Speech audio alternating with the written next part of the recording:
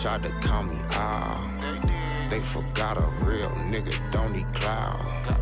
They forgot I still got stripes, I ain't cashed out. They forgot that they ain't about what I'm about. They tried to call me out. They forgot a real nigga don't need clout. You just heard Clout by Raz Simone. Welcome to the Bruce Poinsette Show, the world's most dangerous infomercial.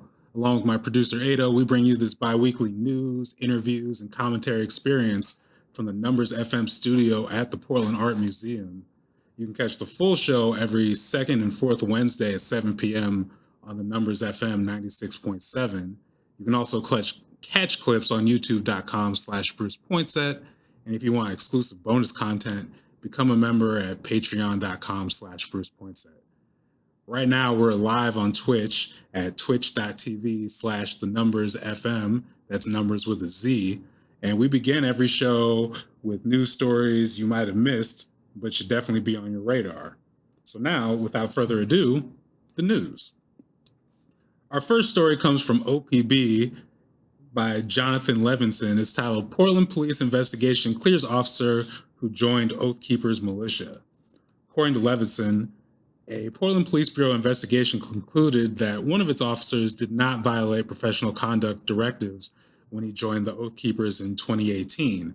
A month-long internal affairs investigation that concluded in December confirmed Officer Joseph Weber joined the militia. In an interview explaining his membership in the group, Weber told investigator Stacy Rovinelli that 2018, quote, was kind of hard times for law enforcement, unquote. He says, or quote, I heard they were pro-law enforcement, Weber told Rovinelli. So I looked at their website, nothing bad, because I'm obviously like trying not to associate with anything bad. They looked okay. They were pro-Constitution and things like that. Furthermore, according to Levinson, the Oath Keepers are an anti-government militia group founded in 2009 that recruits people with experience in law enforcement and the military to prepare for what the organization characterizes as an inevitable armed conflict with the U.S. government. The Oath Keepers have faced intense scrutiny for years because of extremist activity, but the attention reached a new height after the federal prosecutors alleged the group helped organize the January 6, 2021 attack on the U.S. Capitol. This week, the U.S. House Committee investigating the attack revealed startling details about the group's efforts during the insurrection, including that they coordinated with the Proud Boys and Trump allies Roger Stone and Michael Flynn. Court records have also revealed the Oath Keepers brought explosives to D.C. prior to January 6 and staged an armed quick reaction force just outside the city. The investigation into Weber was prompted by an OPB investigation of leaked Oath Keepers membership data that revealed over 24 current and former law enforcement officers in Oregon had joined the group since its founding. So further along the article, Levinson also details just several noteworthy Oath Keepers incidents, be it in 2010, 2014, multiple in 2016, again in 2017, where they made the news for violence, racism, some combination of both and more. But we saw this to say, white supremacists in the Portland Police Bureau. Shocking, shocking, shocking, shocking. And yet, even less shocking that a investigation of the Portland Police Bureau's misconduct by the Portland Police Bureau found nothing was done wrong. Maybe the cops shouldn't be investigating themselves. Our next story comes from Oregon Live. It's by Zane Sparling. It's titled, Portland Man's Conviction for Killing Toddler Overturned After Prosecutors Excluded Black Jurors Due to Race. Sparling writes, in the ruling released Wednesday, presiding judge Josephine Mooney found that while Multnomah County Senior District Attorney Amanda Nadell offered race-neutral reasons to strike both prospective jurors, those arguments were only a pretext. Quote, racial discrimination in the selection of jurors is harmful, Mooney wrote. The state did not seek to strike similarly situated jurors who were not Black. Further in the article writes, McWood's defense attorney at trial, Josephine Townsend, challenged both dismissals under the Batson rule, referring to a 1986 U.S. Supreme Court decision prohibiting the exclusion of prospective jurors based on their race. In an interview, Townsend noted that Nadell didn't use for-cause challenges to remove the 2 black jurors. For-cause challenges require evidence that the juror in question can't be impartial. Instead, both strikeouts proposed by Nadell were peremptory challenges, meaning the prosecutor didn't have to offer a rationale. After Townsend objected, Nadell raised various problems with the jurors' answers to questionnaires. Judge Christopher Marshall accepted both dismissals without commentary. So this is an important article about the nuts and bolts of the criminal justice system, specifically how jurors are struck down. You're supposed to be held amongst a jury of your peers. If you're a black man in Oregon, statistically, that's already hard enough. And if jurors are being struck because basically under the assumption that they're biased because they are black, that is further stacking the deck against you, and it's hard to get a fair trial. This case has happened to be overturned for the moment anyway. But again, it's important to note, one, what's happening in these courtrooms. It's not just the outcome, but it's the how and the details why. Up until, maybe this is still the case, I probably should have researched this before I got on air, but we're podcasting, so we do what we do. I remember Oregon and Louisiana were the only states left that didn't need unanimous juries for convictions. It still might be the case, but it's one of those things where you can have holdouts and still,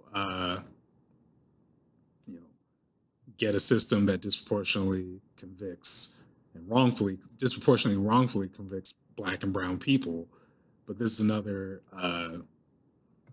just another tool, simply making sure that the jury isn't of your peers. I'm not sure, if you've had the chance to be part of jury selection. I've only done it once, and I was struck because at the time I was asked about, my police experience, and I said it wasn't positive, and that was an easy way to strike me from that jury. As I've since learned, you gotta be aware of these things if you want to be even involved in the process, because again, they're looking to pick you off pretty easily. So some food for thought. Another story we'll keep our eyes on. Next story comes from Willamette Week. It's by Sophie Peel and it's titled "Survey of City Employees Shows Majority Would Look for Other Jobs If Asked to Work in Person More Than One Day a Week." Peel writes, "The latest workplace survey conducted by the City of Portland shows that nearly 65% of city employees who responded would rather look for employment elsewhere than be required to come to the office more than 2 days per week. The figures shown in the report likely aren't welcome news to city officials who are looking to repopulate the downtown core after 2 years of pandemic gutted much of its foot traffic. Among the survey's takeaways, it appears few employees saw frequenting downtown businesses as a priority for them. Quote, there is overwhelming sentiment that while city employees enjoy playing a part in the vibrant citywide economy, workplace decisions should not be based on that possibility, the survey reads. Respondents by and large said that they should not be placed in the position of being seen as a vehicle for economic stimulus, as many of them have their own financial issues as well, unquote. One respondent shared in their survey comments, staff feel they're being used as a political tool. What is told to staff is that to return to the office is about collaboration, but the politicians are saying that the city employees are helping bring life back to downtown and helping businesses, which many staff members feel should not be the driving factor. Other topics touched on by the survey include concerns about workplace and downtown safety, concerns about COVID-19 outbreaks, and microaggressions experienced by people of color and LGBTQIA plus employees. So this story presents an interesting dynamic where it's funny, I was just at a wedding in California, and it's not just here where people are talking about the plight of Portland or the images of downtown specifically. So it shouldn't be surprising that there is a push to get more people out here working, because if you're working down here, you're going to go get coffee down here. You're going to go get lunch down here. You're more likely to bring business to the businesses or patronize the businesses out here.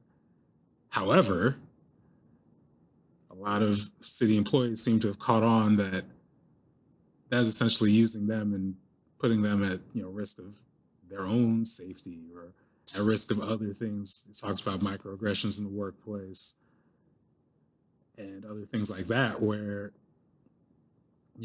it's no secret that people are moving away from working on site, especially if there's no direct need to. There's a real pushback. People are leaving their jobs, and when you hear these stats that 65% would choose something else if they have to work on site more than 2 days a week, the incentives of, well, you could revitalize downtown are clearly not enough. If we're not actually paying people, we're not giving people proper benefits, we're not giving people actually incentives for their direct lives to put themselves at risk, it shouldn't be a surprise to anyone that we're not just gonna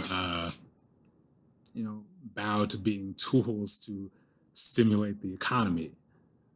So hopefully, so far it doesn't seem like businesses are taking that cue, or that federal government, local government is taking that cue. But at some point, we gotta support the people that make this stuff run. It can't just be a one-way street. And that's the news. The Bruce Poinsette Show will be back after this quick commercial break. The Bruce Poinsette Show is made possible by the support of members at patreon.com/Bruce Poinsette. Patreon is a service that allows you to directly support creators like myself through monthly or annual memberships.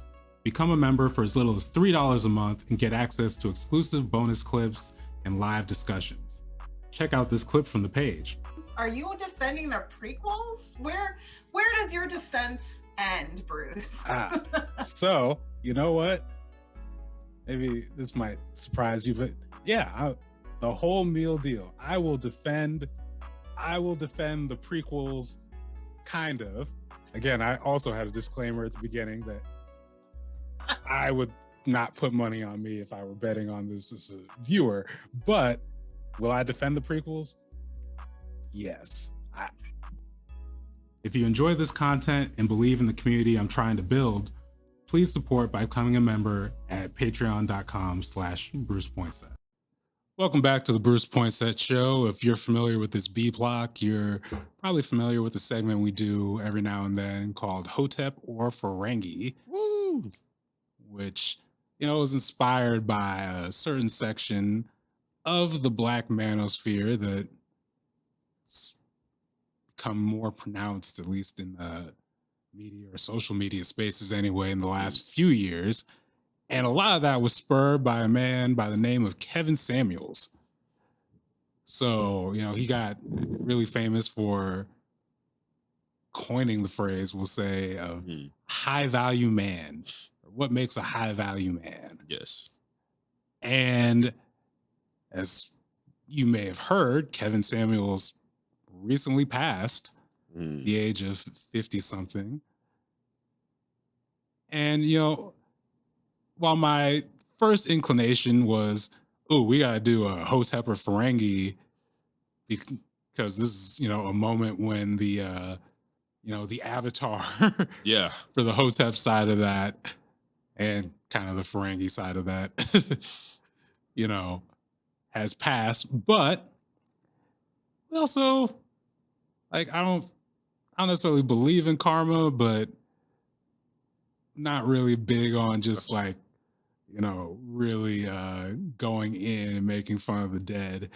These people do have families, and just in general, again, the energy you put out there is the energy you get back. I just said I don't believe in karma, and that probably contradicts all of that. Anyways, that said, I do want to have a little bit of a discussion. We are both Black men, and there's been a lot of discussion online about the influence of the Black manosphere. Yes. So a number of creators, I think we both follow, like FD Signifier, for example, you know, more popular video essayist on YouTube right now, has been doing a series kind of dissecting the manosphere. Kim Foster, who runs For Harriet, has been doing a number of discussions, not just on the manosphere, but specifically on this idea of, is the manosphere as influential as we say it is, or is it being inflated by the reaction to it, specifically from sort of feminist thinkers on the internet? And, you know, again, as two Black men who, I don't think either one of us are. Were you a big Kevin Samuels watcher? Not at all, no. No, me neither. I don't watch Kevin Samuels. I don't watch. You know, we're not gonna. I was about to name off and rattle off some people, but they don't need free promotion. Yeah. But what I will say though is that this idea that, you know, it's just a fringe thing and it's only being talked about because people are reacting to it, I don't think that's true. No, that is not true. We definitely come across people, you know, some of them are more, you know, overt, very, very hotep-y, but then other people you wouldn't necessarily expect. Subtle. It's much more subtle. Who are definitely like, they're following all this content, they're keeping up with it, even if they're like, well, you know, the line some version of the line you hear is like, well, it does have some points. You know, Kevin Samuels does have some points. And he's just being honest with these people. Why do you have a problem with him being honest with people? And it's like, always awkward, always rough. Yep.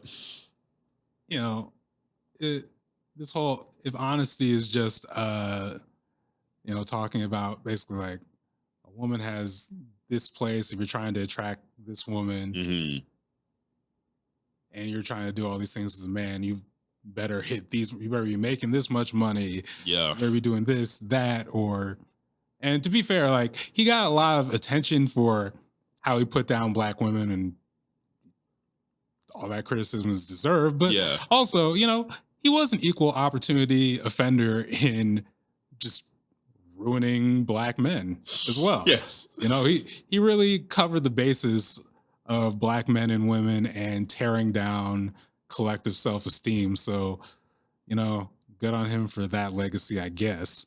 And there are plenty following or people who, you know, paved the way before him, or still very much chugging along today. But that said, I do think it is interesting to explore this idea of like, is the influence as big as we say it is? Because, you know, there are reasons why this content is popular. From the standpoint of the algorithm, it's just, you know, it causes an emotional reaction. And obviously, like, the algorithm boosts things that, you know, you have a very visceral reaction to, anger especially. So things that are causing debate, things that piss you off, yeah, the algorithm is probably going to boost that. Yes. Things that, you know, denigrate minority groups, for some reason the algorithm has a way of pushing that. Yes. Like sexism, homophobia, racism, transphobia, the whole 360. Yeah. But then also, if we're being real, like, one of the things that these like manosphere people are speaking to is the fact that society does reward certain performances of masculinity. Yes. Like physical appearance, how much money you're making, you know, your ability to quote unquote dominate in spaces. Whether we like to admit it or not, we do reward that in society. We do. We reward Absolutely. that in men. You know, your ability, like if you are looking for a mate, especially if you're, you know, a straight man looking for a woman, like we have kind of set that up in a way where it's like we do reward that, or we do validate these notions. So if you're a guy and you're feeling like, you know, you are not getting everything the world is rewarding you, and especially during this time where, in addition to like those social constructs, there's also just the economic factor where a lot of people are struggling. Yeah.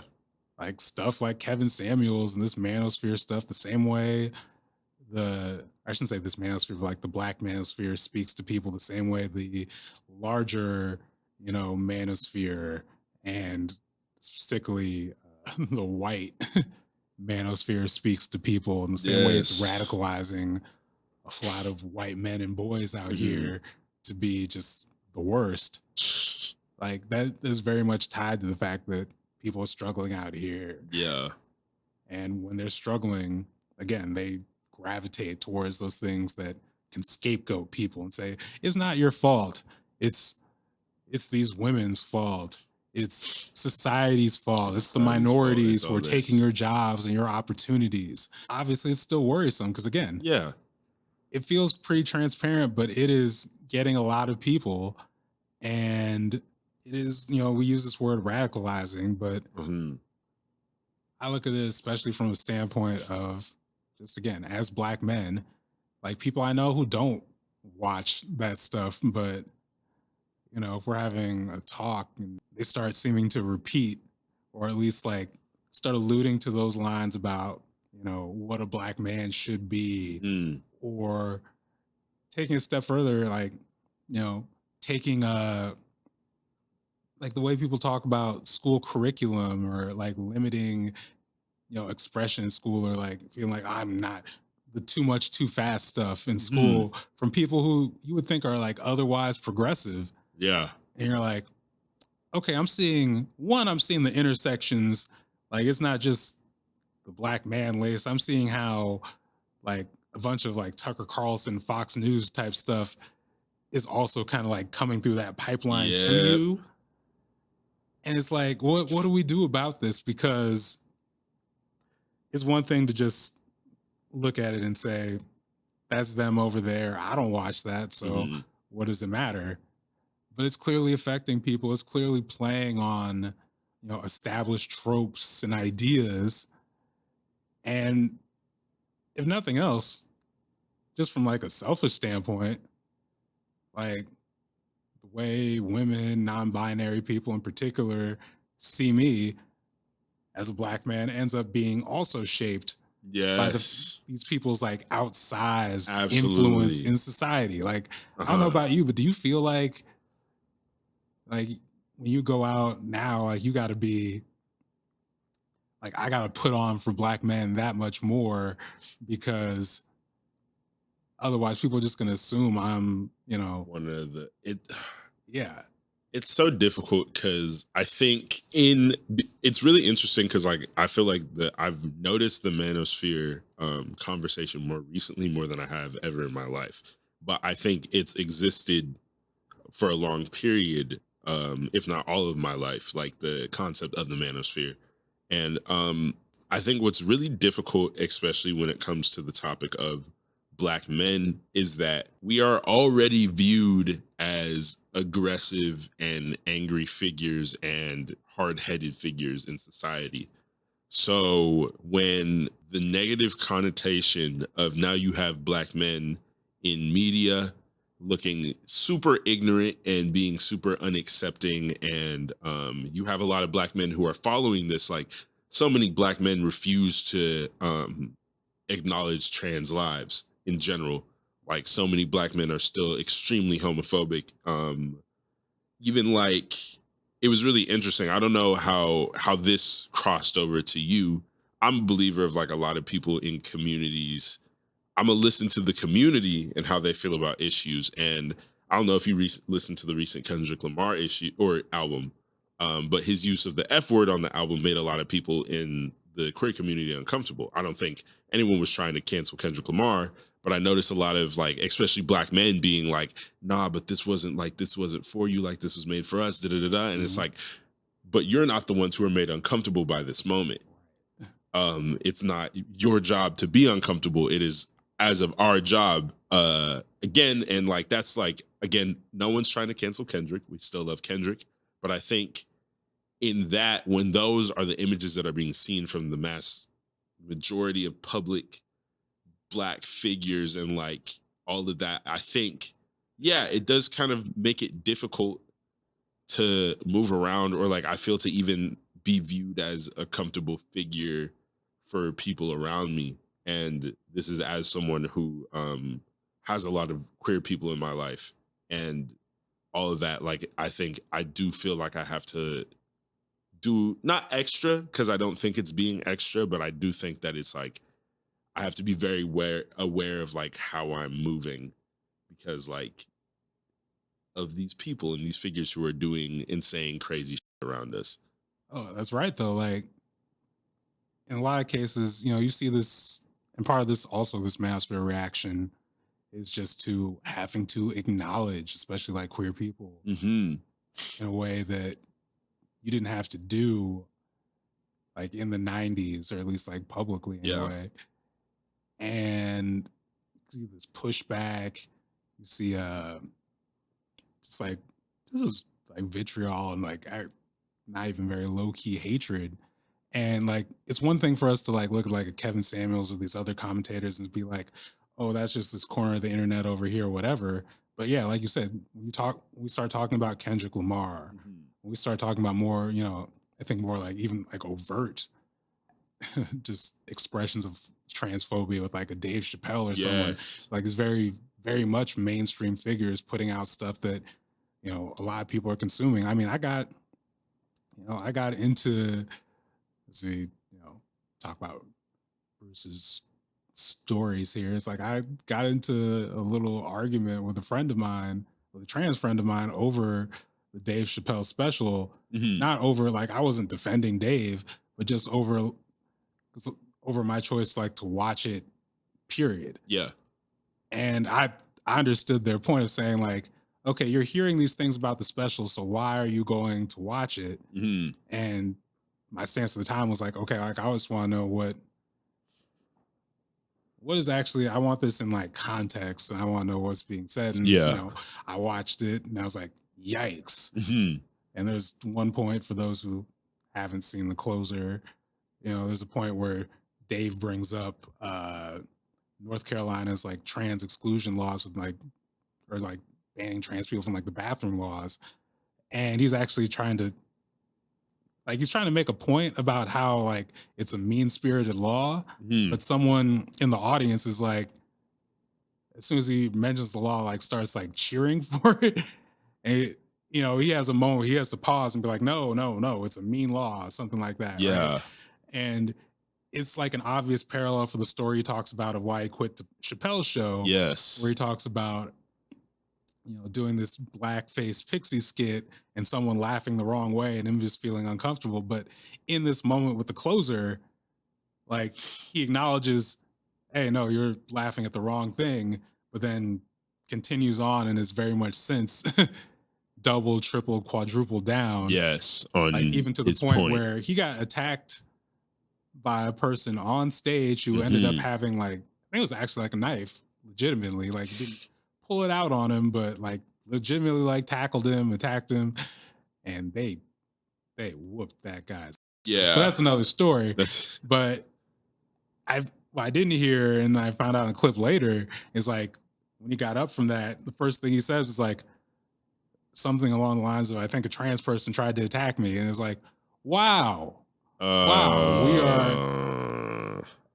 like, what are we doing here? It's just all this stuff that, again, we're like doubling and tripling down on just the most, you know, some of the more like overtly like bigoted views, and just these things that, again, have been, you know, tropes, to be fair, of what we just define as traditional masculinity, and really hyper masculinity. What do you do about that when it's, because again, like we talked about earlier, it's kind of, it's held a traditional space in pop culture, and the algorithm definitely boosts that type of content because of how it affects people's emotions and what kind of engagement it draws. But, you know, as Black men who I'd like to think are trying to do better in this world, like, what is the response to that? Because like we can make, you know, more thoughtful content out here, and there are obviously people, we mentioned FD Signify earlier, or doing this and getting numbers toward it. But for the most part, you know, the market is not designed to boost you if you do this. Mm-hmm. You know, a lot of people, they're going to write you off as just trying to be, you know, too woke or all this other stuff, trying to do this. At the same time, like, we do have an obligation, not just from a media standpoint, but, you know, if you do any, you know, work with students, you're going in here, you know, looking at middle schoolers and high schoolers and thinking, okay, they're watching what we're doing. You know, how do we make sure this stuff is imparted and it's not just, you know, imparted through like the language they put in, you know, a school manual or something. Like, this is how we're going to do, and we're going to do an assembly on this. But like, how do we model being better humans in a real way, both in the media and in life, in a world where this type of content, this manosphere content, is so outsized and so designed to be outsized in the media landscape. Like, I wish I had the answers. That is, Part of my inclination is to like look at it from a media standpoint, be like, well, what can we put on screen to change these things? But the reality is we're trying to change a way of thinking. We're trying to change a way of how we're socialized. So it goes deeper, and it means solutions that are long, solutions that are, you know, like I said, time consuming. Exactly. Time consuming, emotionally challenging, things that are really going to make you grow. And you may not see it until 5 years later, if we're being real. Yeah. But considering the scope of the problem, I'd say these actions are also necessary. Agreed. 100%. The Bruce Poinsette Show will be back after this quick ad break. BrucePoinsette.com is your one-stop shop for everything Bruce Poinsette. You have my services such as freelance writing and editing, creative nonfiction courses, as well as customized writing classes, event facilitation, and digital content creation. Again, go to BrucePoinsette.com for a quote and make sure to sign up for my newsletter so you don't miss any news or updates. Hello, y'all. It's Ado once again, here to let you know that this is part 2 of the interview with AJ McCurry. But even this isn't the full interview. There's some parts that are missing because it was a really big and informative interview. So if you want to catch all of that, y'all saw the commercial earlier. Follow Bruce Poinsette on Patreon, where you can support, and you'll get to see the full interview, because you're missing a lot of really cool things that AJ is saying. But nevertheless, here's the rest of the interview. But do you think it'd be fair to say that, you know, being, again, that you grew up in Portland, but you've also lived in other places, and can you just talk about, like, what were those other places?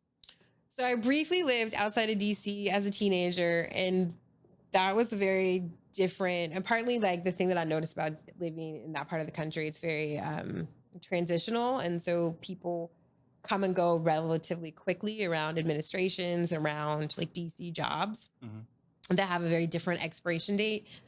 So the way that they build community there is very different. I went to college in New Orleans, and then I went back down there with my kid. And New Orleans is I lived there pre-Katrina and post-Katrina. It builds community in a very different way. And city pride is something that, like, Portland just could really take a lesson in. I do say that, like, particularly living in New Orleans and in the Deep South, I've also lived in Texas, really has impacted, like, the way that I think about building and intentionality. Like, New Orleans is such an interesting place. You have to experience it. I don't even know how to, like, I'm not the person to explain, like, community and, like, the collective there. But what I can tell you about, like, when I moved from New Orleans with my child, we literally spent a day and a half going to all of these different businesses and different places just to let them know that we're not dying, that we were just moving.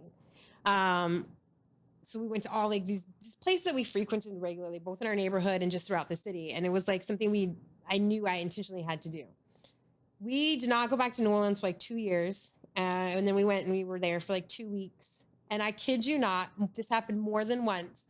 We were walking down the street, and we did live in the French Quarter for a chunk of time, which was like a dream of mine and was a really magical experience.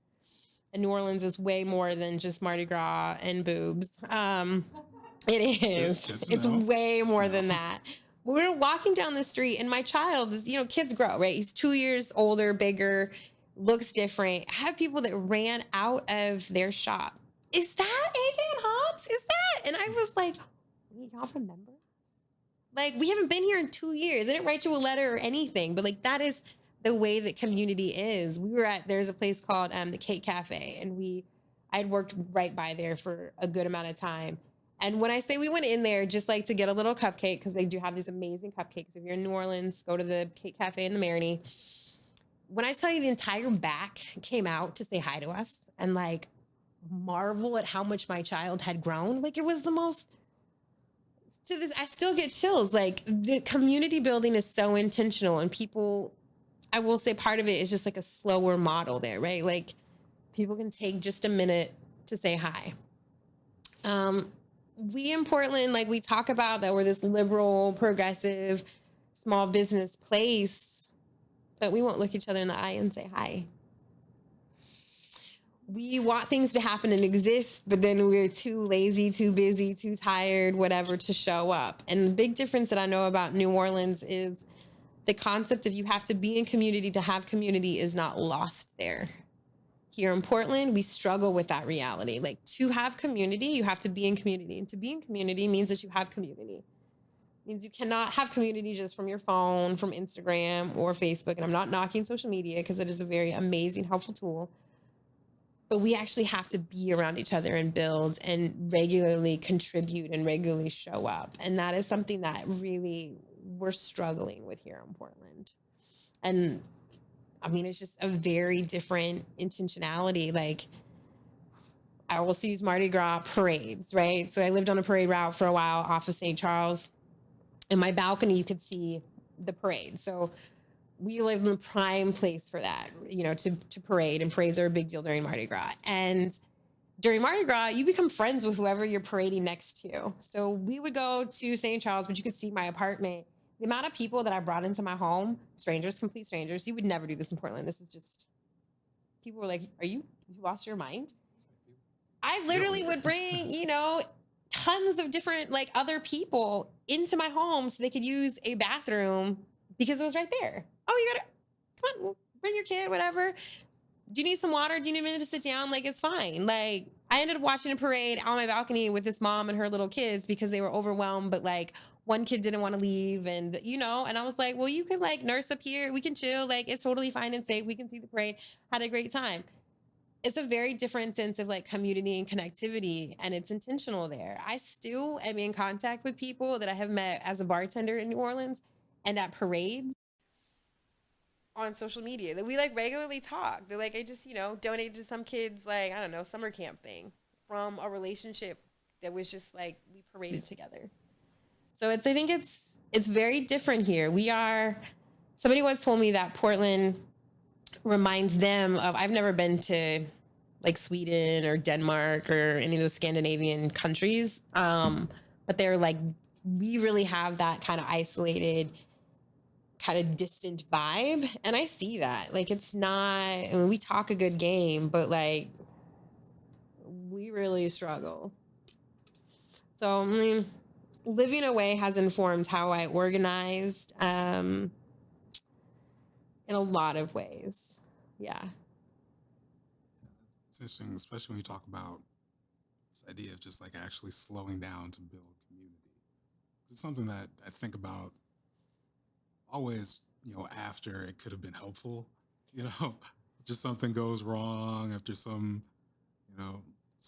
petty little dispute breaks out or something, like, it would have been nice to have, sometime before just sat down, actually established what we're trying to do. And, and even beyond that, actually taking some time to not do the business and actually like build some relationships and some trust with people. I mean, that's anti the way that business operates right now in real time, though. So it's like what we're fighting against, right? Like, we always hear like, I want, like, people are like, I want a relationship. I'm like, my business is relationship building, or my business is transactional. I don't think we like fundamentally understand these terms. You know, like, even a transactional relationship should be relationship building, especially if you're in business and if you want to stay in business. Whatever it is that you're doing. And if also clear communication makes a difference in how that actually can translate into real life. But that slowdown part, most of us are not willing to, as a collective, slow down. Strange with, I guess, like Oregon, because it feels like there's a lot of opportunities like to do that. And I've gotten into like hiking recently and some of these other things where it's like, How is that? I enjoy it. You have like the shoes and everything? Oh yeah, I You got got the shoes and the backpack and like. I don't do the backpack. I got the boots. I got my water and just go. But I will say it's been good because like most of the hiking I do is usually with other people, so it's like it's a time to just like talk and again just kind of like build relationships. You know, come up with a lot of bad pilot ideas or very good pilot ideas depending on who you ask. But that's the other story entirely. What I will say though is just again, I feel like Oregon with the weather, with like hiking stuff, be like other activities, being a coffee place and all this. It's like we have the means and we have sort of the things that are conducive to actually like slowing down if we wanted to. We Just do. It's a big if, but But it's an intentional tap in, right? Like it's an intentional, everybody has to tap in. Like, what would our society look like if everybody intentionally was like, okay, and this is everybody who is, if you have rode in an Uber in the last 6 weeks, if you have ordered from Uber Eats, Grubhub or whatever, DoorDash, if you have ordered something off of Amazon, I am talking to you. If you have done anything that sort of went to happy hour, went out to eat, you have a little small amount of expendable cash. If everybody who tapped into those services was like, all right, I'm going to maybe not order Uber Eats one time. I'm going to intentionally walk or take the bus and use those like $50 that they spent on some of these luxuries and put that $50, just $50 of everybody. Put that, like, I'm going to put $20 into mutual aid. I'm going to put $15 into, community, like to a nonprofit or something, a regular nonprofit that I vibe with. And I'm going to spend the other amount of money to a kid that's in college. I'm just going to regularly just send them this little $20 or whatever. We would see this massive amount of change, but it would be everybody has to tap in to do that. And it's the same with like, if everybody was like, I'm going to intentionally one Saturday a month for 2 years. I'm going to commit to 2 years before I switch to another thing. One Saturday a month, I'm going to volunteer. I'm going to show up and give back. And maybe volunteering, maybe you have a weird work schedule, so volunteering for you is going to have to look like you just picking up trash in your neighborhood. But if everybody can like really intentionally committed to that, we would see these massive shifts everywhere. And it's like really simple things that all of us, if we tapped into, like if everybody that's like on some of these apps was like, okay, I could do $50 and I could do 3 hours one day a month, we would see a whole transformation in the way that we live, that exists, and what's being funded and who's supported. Because people don't realize like how much like $10 from 1,000 people, that adds up really fast. If 5 people intentionally were sending a college student, $25 a month, that's going to be transformational in their experience at college and their stress. I don't think a lot of people even realize how many college students are just like on the verge, or they are hungry because they don't have enough money. I mean, I lived off of grapes and ramen when I was in college. It's definitely not great for an active mind. So anybody, if you know college students, Venmo them $20 today. Just dinner's on me. Just be intentional in that way. Like that, it's literally that much effort. If we all tapped in And this is not like new information. People have been saying this. And everybody who's right now up in arms about Roe versus Wade, who's up in arms about the EPA, who's up in arms about, and I can't even remember all of the insane things the Supreme Court's just done recently, intentionally tapped in these like little ways, we would see a whole different society in like 6 weeks. Like, you can't just be mad about it on Twitter. Like, you actually have to intentionally participate. And participation doesn't mean quitting your day job and like being like doing something really insane and intense and complicated. It could literally just be like, I'm gonna just, without even talking about it, Venmoing a college student regularly. I'm gonna pick up trash in my neighborhood. I'm gonna go like intentionally go to the school in my neighborhood's auction because it's a fundraiser. Like, and the amount of people that are not dialed in, tapped in is the problem.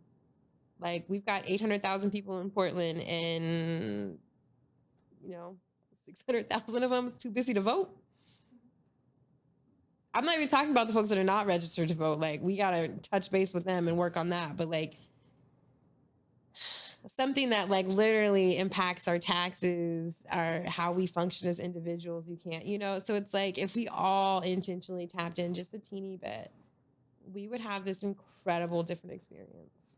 And we saw a little taste of that with like the way that mutual aid popped off and like really kind of got this resurgence, of interest and power during the pandemic. We need to like bring that energy back. AJ, thank you again for being so generous with your time and your insights today. Before we let you go, can you just tell people if they want to, learn more or support Equitable Giving Circle, where they can go and, any news or updates that people should know about? Please check us out at equitablegivingcircle.org. Again, that's equitablegivingcircle.org. Find us on social media. We are on Instagram and Facebook and a very neglected Twitter. Make a donation, one-time donation or a monthly donation. Any amount helps significantly. It is a big deal. And we are in the process right now of trying to buy a building. So all dollars are really helpful in that, in us buying a building. We are going to put this building in a trust and it's going to be a really exciting, transformational way of like building a nonprofit and this resource in the community. Check us out. Come volunteer. We are needing volunteers Tuesdays through Saturdays generally, and need everything from drivers to folks helping with social media and fundraising. We have a pantry every Thursday that's open to our Black and Brown community. Right now it's at Alder Commons on 42nd and Fremont. And it happens Thursdays from 10 to 2. So come by and get some fresh produce. I'm also, this is like me stuff that's not EGC. I am launching a fundraising cohort. So I'm teaching other folks to fundraise later this month. So hit me up directly. And next month I'm this is the first for me in a very long time, curating an art show at the Oregon Contemporary Center of the Arts, celebrating Black motherhood. So yeah, lots of stuff that I'm always doing all of the things. And if you need to volunteer, not just at EGC, I've got, Race Talks needs volunteers. Steps PDX needs volunteers. Mom Block needs volunteers. I know other organizations that also need volunteers. So hit me up. I'm always trying to build community in this, tattered world we live in. Awesome. Well, yeah. AJ, thank you again. And thanks for having me. Yeah, enjoy the rest of your day and good luck. And thank you. With all the work you're doing. It is an adventure. And this has been the Bruce Poinsette Show. Make sure to catch us every second and fourth Wednesday at 7 p.m. on the Numbers FM, as well as on youtube.com/Bruce Poinsette. And for exclusive clips, go to patreon.com/Bruce Poinsette and become a member. In the meantime, hey Black people. Trust me, it won't hurt. See you next week.